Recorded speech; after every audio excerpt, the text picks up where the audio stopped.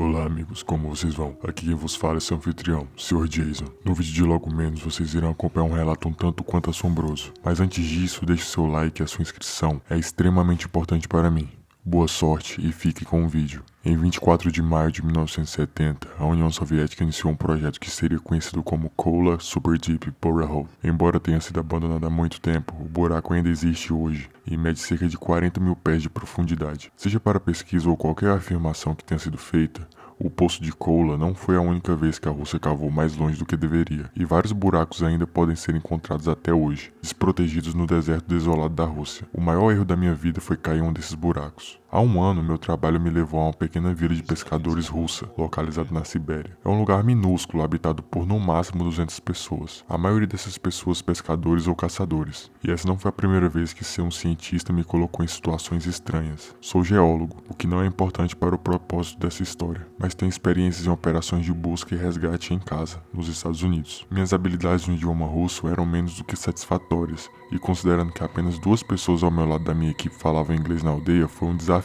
para dizer o mínimo. No entanto, com o espírito certo e a vontade de compartilhar uma garrafa de vodka, eles foram algumas das pessoas mais amigáveis que conheci em toda a minha vida. Gostei particularmente da companhia do único policial da vila, Vlad, que por acaso falava pelo menos um nível básico de inglês. O seu trabalho consistia principalmente em acompanhar as pessoas de volta para casa depois que elas beberam um pouco demais, embora ele frequentemente participasse da bebida em vez de parar. E também não é preciso dizer que rapidamente nós se tornamos bons amigos. A gente se divertiu bastante em um mundo tão bizarro, isolado da civilização, pelo menos até o 9º mês da nossa implantação. E uma das filhas de 7 anos de um dos moradores tinha desaparecido. Seu nome era Daria, e ela tinha saído para brincar com seus amigos em torno de um antigo prédio abandonado que era amplamente considerado um silo da era soviética. Toda a estrutura foi fechada por quase 40 anos e esquecida, mas as crianças adoravam passear nessa área. Naquele dia específico, o silo foi aberto, o que revelou uma grande sala cheia de equipamentos antigos e um grande buraco escuro no centro. O buraco media cerca de 15 metros de diâmetro e a profundidade era desconhecida. Havia uma plataforma de elevador básico no centro do buraco, como algo usado para descer minas, e tudo que podia ser visto era a escuridão sem fim alcançando o abismo, e Daria, filha do nosso amigo, havia caído nele. Eu soube imediatamente em meu coração que a queda havia matado. Uma queda tão profunda, mesmo que o fundo fosse uma piscina, seria letal. As outras crianças insistiram que Daria gritou por ajuda depois de ter caído no buraco, o que deu falsas esperanças à mãe apavorada. Foi a primeira vez que eu vi Vadim trabalhar com eficiência para montar uma operação de resgate. Pedir ajuda oficial até agora era uma tarefa impossível. Mesmo que enviassem ajuda, chegariam tarde demais. E visto que eu tinha alguma experiência nesse campo, junto com os primeiros socorros básicos, me ofereci. Assim como um dos meus colegas, Stanley. Enquanto os mecânicos tentavam reanimar as máquinas antigas, incluindo o elevador, prendiam uma chumbada em uma linha na esperança de medir a profundidade. E a linha não era tão longa o suficiente para determinar onde ficava o fundo, embora as cordas mais longas combinadas medissem quase 1000 metros. Depois de algumas horas, os mecânicos anunciaram que o elevador estava pronto, mas havia encontrado algum tipo de traje de proteção. E de acordo com os poucos documentos encontrados na instalação, a pressão atmosférica estava bastante elevada e as temperaturas chegavam a 65 graus Celsius. Eu soube então que não iríamos recuperar nada além de o corpo de uma menina para a família enterrar. Kotov, está pronto? Vadim nos perguntou. E os trajes eram mal ajustados aos nossos corpos, um pouco velhos e esfolados. Entramos no elevador, que era protegido por uma gaiola de metal enferrujada cheia de buracos. Recebemos apenas um walkie-talkie para nos comunicarmos com as pessoas na superfície, além de algumas lanternas antigas. Estamos prontos, abaixe-nos, Stanley disse. As engrenagens da plataforma do elevador começaram a girar. Um som desajeitado ecoou pela sala abaixo do buraco. Havia uma pequena tela no elevador com números indicando a profundidade. Foi um processo dolorosamente longo.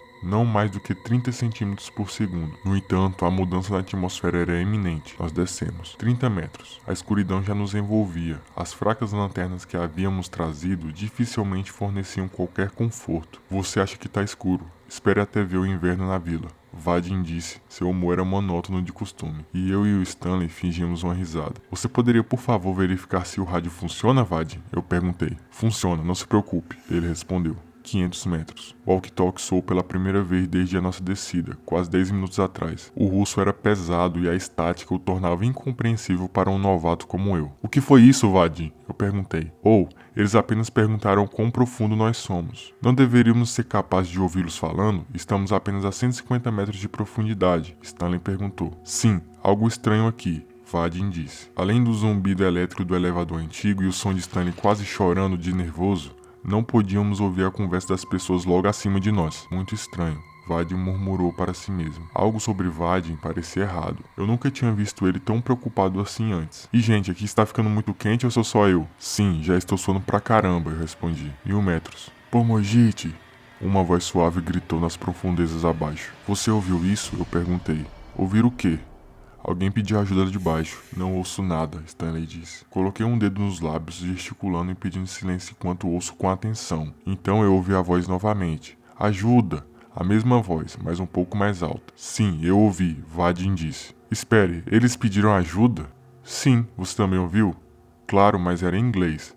E não era muito incomum que as crianças aprendessem uma ou duas palavras em inglês enquanto nós estávamos visitando. Mas não era isso. Não fazia sentido para uma menina saber essa palavra. Até pela questão de ser uma criança pequena siberiana da vila. 4000 metros. Mais de uma hora se passou e não podíamos ver o fundo ainda. Já fazia algum tempo desde que ouvimos a voz e eu estava com a dor de cabeça latejante por causa do calor. Se alguém realmente tivesse gritado do fundo, já deveríamos ter chegado lá. Gente, estou vendo a luz. Vadim anunciou. Do que está falando? Luz, no fundo, olhe. Ele saltou freneticamente para cima e para baixo enquanto apontava para a escuridão abaixo. Não há nada lá, Vadim, Stanley disse. Como não? Você não pode ver? É tão brilhante. Eu olhei para Stanley em confusão. Meu primeiro pensamento foi que Vadim estava enlouquecendo por causa do calor e da escuridão. 5000 metros. Nenhum de nós disse uma única palavra desde que Vadim nos contou sobre a luz. Nosso humor estava descendo muito mais rápido do que o elevador. Além disso, minha dor de cabeça estava quase me matando. Do nada, o elevador parou, tremendo violentamente no processo. Esse tranco me jogou diretamente no chão e eu desmaiei por um instante. Alguns segundos se passaram e eu acordei. Olhei para o lado e vi Stanley deitado imóvel ao meu lado. Vadim, no entanto, não estava em lugar nenhum. Stan, você está bem? Eu balancei seu ombro. Ele murmurou enquanto tentava se sentar. Que diabos aconteceu? Eu não sei, cara, mas Vadim se foi. O quê? Para onde ele se foi? Eu não sei, ele simplesmente desapareceu. E eu olhei ao redor e não havia como sair do elevador. Embora houvesse alguns buracos na gaiola de metal que nos cercava, ainda seria impossível para um homem grande como Vadim passar. Ei, encontrei o walkie-talkie, Stanley disse. Tente chamar a superfície. Ele pediu ajuda, mas a estática foi a única resposta.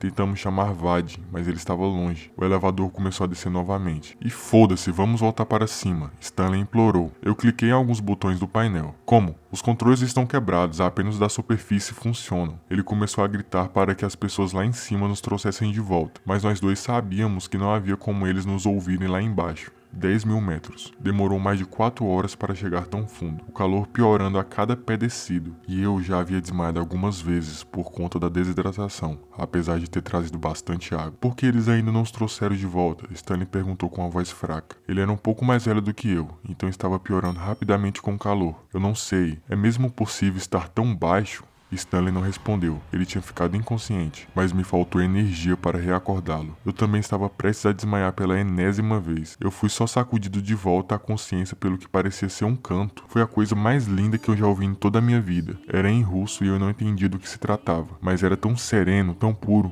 Stan! Eu gritei com minha voz fraca. Você pode ouvir isso? Quem está cantando? Ele murmurou meio adormecido. Uma luz apareceu nas profundezas e o canto ficou mais alto. Eu vejo isso, a luz, eu disse. O elevador parou mais uma vez. Stan se foi, assim como Vadim. Ele desapareceu no ar.